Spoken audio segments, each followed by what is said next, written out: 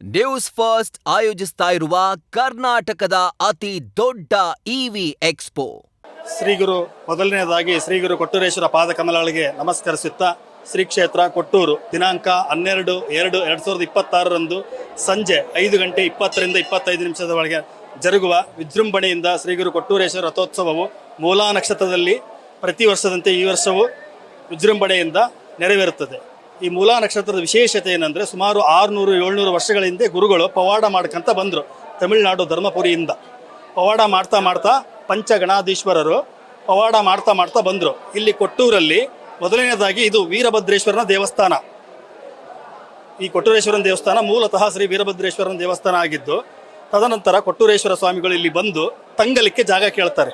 ಇಲ್ಲಿ ತಂಗಲಿಕ್ಕೆ ಜಾಗ ಕೇಳಿದಾಗ ರಾತ್ರಿ ಎಲ್ಲ ಈ ದೇವಸ್ಥಾನದ ತುಂಬ ಜೋಳಿಗೆ ಬೆತ್ತಗಳ ಪವಾಡ ಮಾಡ್ತಾರೆ ಶ್ರೀಗುರು ಕೊಟ್ಟೂರೇಶ್ವರರು.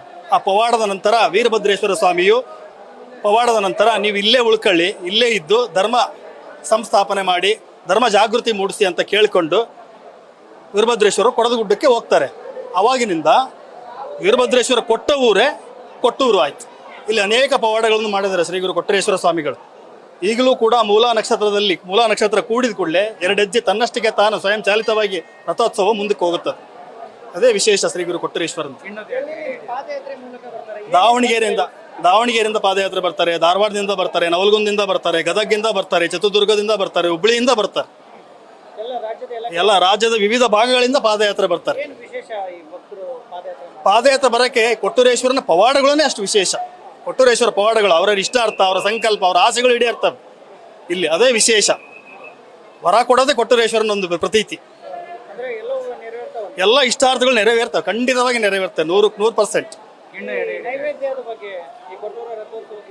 ನೈವೇದ್ಯ ದಲಿತ ಮಹಿಳೆಯು ಕೊಟ್ಟೂರೇಶ್ವರ ಸ್ವಾಮಿ ಉತ್ಸವ ಪಲ್ಲಕ್ಕಿಯಲ್ಲಿ ಹೋಗೋಕಾರ ದಲಿತ ಮಹಿಳೆ ಅಲ್ಲಿ ದ್ವಾರಬಾಗಲ ಹತ್ರ ಅಲ್ಲಿ ನಿಲ್ಲಿಸ್ಬಿಟ್ಟು ದಲಿತ ಮಹಿಳೆ ಗಿಣ್ಣದ ಹಾಲನ್ನು ನೈವೇದ್ಯ ಮಾಡ್ತಾರೆ. ಅದು ಸುಮಾರು 607 ವರ್ಷದಿಂದ ಇತಿಹಾಸ, ಈಗಲೂ ಕಂಟಿನ್ಯೂ ಆಗಿ ನಡೀತಾ ಇದೆ. ಅವತ್ತೇ ಅವ್ರ ಮನೆಯಲ್ಲಿ ಹಸು ಇಲ್ಲಾಂದ್ರೆ ಹಾಡು, ಹೆಣ್ಣಾಡು ಇಲ್ಲಾಂದ್ರೆ ಯಾವುದಾದ್ರೂ ಒಂದು ಅವತ್ತು ಮರಿ ಹಾಕಿರು ಇದಿರುತ್ತೆ. ಆ ಗಿಣ್ಣವನ್ನೇ ನೈವೇದ್ಯ ಮಾಡ್ತಾರೆ ಕೊಟ್ಟೂರೇಶ್ವರ ಸ್ವಾಮಿ.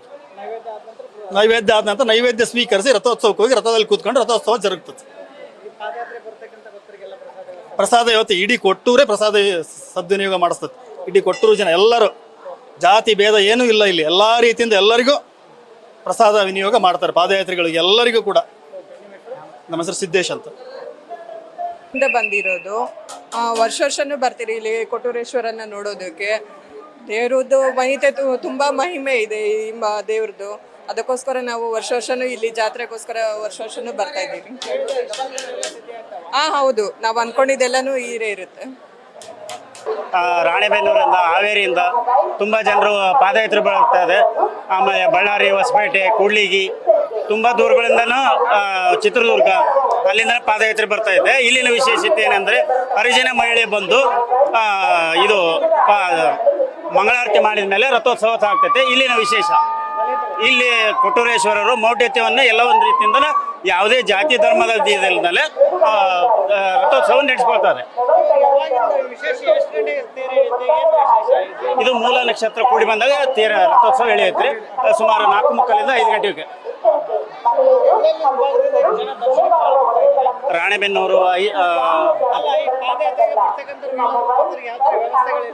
ಇಲ್ಲಿ ಪ್ರಸಾದ ವ್ಯವಸ್ಥೆ ಇರ್ತೈತಿ. ಎಳನೀರು, ಮಜ್ಜಿಗೆ, ನೀರಿನ ಅರವಟಿಕೆಗಳು, ಔಷಧಿ ಉಪಚಾರಗಳು, ಆಮೇಲೆ ಡಾಕ್ಟರ್ಸ್ಗಳು ಸೇವೆಗಳು ಎಲ್ಲ ರೀತಿಯಿಂದನೂ ಭಕ್ತರು ಕೊಟ್ಟೂರೇಶ್ವರನೇ ಇದ್ರ ಪವಾಡನೇ ಸರಿ ಅನ್ಬೇಕಾಗ್ತದೆ.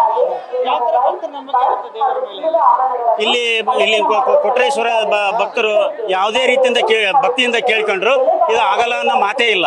ಅದು ಒಂದು ಎಲ್ಲ ರೀತಿಯಿಂದ ಜನರಿಗೆ ನಂಬಿಕೆ. ಮಲ್ಲಿಕಾರ್ಜುನ್ ಅಂತ. ಚಿಕ್ಕಮಗಳೂರು ಜಿಲ್ಲೆ ತರೀಕೆರೆ ತಾಲೂಕು, ಅಜ್ಜಂಪುರ ತಾಲೂಕು. ನಾವು ಗ್ರಾಮ ಪಂಚಾಯತಿ ಮೆಂಬರ್ ಇದ್ದೀವಿ ಈಗ 10 ವರ್ಷದಿಂದ. ಇಲ್ಲಿ ಕೊಟ್ಟೂರೇಶ್ವರ ಇದು ಭಾರಿ ಮಹತ್ವವಾಗಿದ್ದು ಇದು ದೇವಸ್ಥಾನ. ಇಲ್ಲಿ ಅಲ್ಲಿಂದ ಎಲ್ಲ ಕಡೆಯಿಂದ, ಇಡೀ ಕರ್ನಾಟಕ ರಾಜ್ಯದ ಎಲ್ಲ ಕಡೆಯಿಂದಲೂ ಜನ ಭಕ್ತಾದಿಗಳು ಬರ್ತಾ ಇದ್ದಾರೆ. ಎಲ್ಲ ಊರುಗಳಲ್ಲಿ ಒಂದಿನ ಒಳಕ್ಕಿಂತ ಮುಂಚೆಲೆ ಊಟ ಉಪಚಾರ ಎಲ್ಲ ಹಾಕಿ ದೇವಸ್ಥಾನದಲ್ಲಿ ಎಲ್ಲ ಪ್ರದರ್ಶನ ಮಾಡ್ಕೊಂಡು ನಂತರ ಅಲ್ಲಿ ಕಾಲ್ನಡಿಗೆ ಬರ್ತಾ ಇರ್ತಾರೆ. ಮಾಡ್ತಾರೆ. ಕಾಲ್ನಡಿಗೆ ಹಾದಿಯಲ್ಲಿ ಬರ್ತಕ್ಕಂಥ ಜನಗಳಿಗೆ ಅಲ್ಲಲ್ಲೇ ಗ್ರಾಮಸ್ಥರುಗಳು ಅಲ್ಲಲ್ಲೇ ಊಟ, ನೀರು, ಎಳನೀರು, ಬಾಳೆಹಣ್ಣು, ದ್ರಾಕ್ಷಿ, ಉತ್ತುತ್ತೆ, ಗೋಡಂಬಿ ಅವರಿಗೆ ಸಲಕರಣೆಗಳನ್ನು ಕಾಲ್ನಡಿಗೆ ಭಕ್ತಾದಿಗಳಿಗೆ ಉಚಿತವಾಗಿ ವಿತರಣೆ ಮಾಡ್ತಾ ಇದೆ. ಆದ್ರಿಂದ ಈ ದೇವಸ್ಥಾನಕ್ಕೆ ಬಂದ ಭಕ್ತಾದಿಗಳಿಗೆ ಎಲ್ಲರಿಗೂ ಅವರು ಏನ್ ಬೇಡ್ಕೊಂತಾರೆ ಅದು ಅನುಗ್ರಹ. ಇದು ಬಸವೇಶ್ವರ ಮಹಿಮೆ ಅಂತಂದ್ರೆ ನಾವು ಏನೇ ಮನಸ್ಸಿನಲ್ಲೇ ಮಾಡ್ಕೊಂಡು ಇಲ್ಲಿ ಕಾಲ್ನಡಿಗೆ ಬರ್ತೀನಪ್ಪ, ನನಗೆ ಮದುವೆ ಆಗಿಲ್ಲ ಅಂತಂದ್ರೆ ಮದುವೆ ಮಾಡುತ್ತೆ, ಮಕ್ಕಳಾಗಿಲ್ಲ ಅಂತಂದ್ರೆ ಮಕ್ಕಳ ಬಗ್ಗೆ ಭಾಗ್ಯ ಕೊಡುತ್ತೆ. ಆಮೇಲೆ ಹುಷಾರಿಲ್ಲ ನಮಗೆ ಕಾಲ್ನಡಿಗೆ ನಡಿಗೆಯಲ್ಲಿ ಬಂದ್ರೆ ನಿಮಗೆ ಎಲ್ಲ ಇದು ಇರುತ್ತೆ. ಹಂಗಾಗಿ ಹಿಂದಿನ ಜನಗಳು ಇದೇ ರೀತಿ ಈ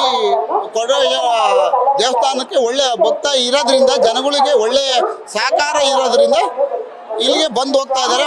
ಭಾರಿ ಜನ ಬರ್ತಾ ಇದ್ದೀವಿ. ಕರ್ನಾಟಕ ರಾಜ್ಯದಲ್ಲಿ ಒಂದೇ ಇದು.